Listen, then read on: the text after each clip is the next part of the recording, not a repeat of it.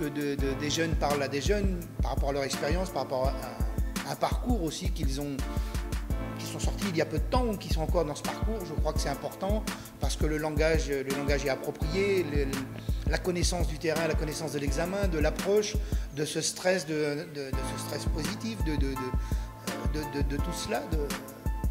C'est quand même plus facile et je pense que les jeunes sont plus à l'écoute que quand ce sont leurs pairs qui leur parlent. L'examen, le baccalauréat est une étape donc dans un projet personnel et un projet professionnel. Donc moi je les encourage à aller jusqu'au bout, si même à un moment on a l'impression que l'échéance approchant, que ça va être difficile. Est-ce qu'on ne fait pas marche arrière? Est-ce qu'on ne laisse pas tomber? Je vais leur dire non, puisqu'on est arrivé jusque-là, il faut aller maintenant, il n'y a plus le choix, quoi. Allons au bout. Il y a toujours ce stress qui monte, qui s'appelle le trac lorsqu'on est artiste, qui s'appelle le trac également quand on est sportif de haut niveau. Donc le corps permet d'avoir un afflux d'énergie supplémentaire pour pouvoir passer ces obstacles. Alors cet afflux d'énergie supplémentaire peut soit être bloquant, si on l'utilise mal, soit permettre de se dépasser. Et en fait, le message que je souhaite donner aux élèves et aux candidats aux examens, c'est qu'ils puissent vraiment utiliser ce stress, ce trac, pour pouvoir aller plus loin et se dépasser.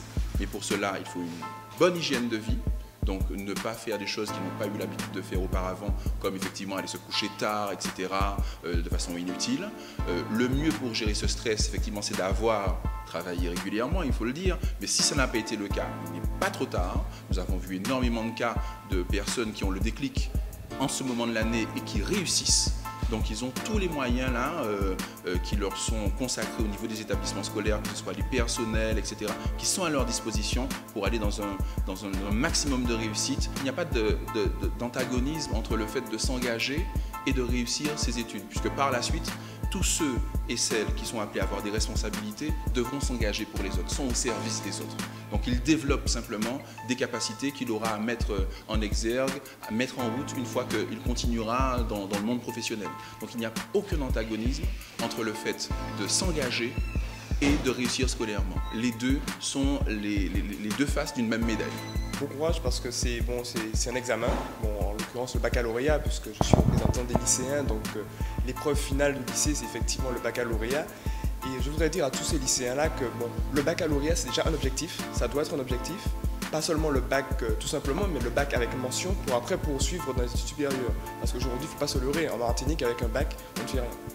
Donc il faut poursuivre au moins bac plus 2, au moins bac plus 3, pour qu'on puisse pouvoir porter une jeunesse efficace et puis une jeunesse qui trouve du travail surtout. Il faut que nous, lycéens, nous puissions nous prendre en main, qu'on puisse pouvoir dire à l'institution ce que nous voulons pour cette institution, parce que nous sommes les premiers à vivre dedans, en fait, nous sommes les premiers usagers de l'institution, donc il faut qu'on puisse dire simplement, voilà comment on souhaite que la chose se fasse, voilà comment la chose doit être faite, et il faut qu'on puisse pouvoir porter nos conseils justement à ces messieurs du rectorat pour qu'ils puissent nous entendre et entendre notre voix. Mais bon courage déjà, premièrement, et puis deuxièmement, leur dire que vous êtes un exemple, messieurs, c'est ça. C'est aujourd'hui la jeunesse, c'est vous qui la portez, c'est vous qui devez être le phare d'une jeunesse qui réussit. Pas la jeunesse simplement qu'on voit de la Fausse-Antilles en première page parce qu'elle a assassiné telle ou telle personne, mais la jeunesse qui réussit, la jeunesse qui travaille, la jeunesse qui s'engage. Ça c'est extrêmement important, c'est de s'engager pour l'avenir du pays. Ça c'est important et c'est primordial.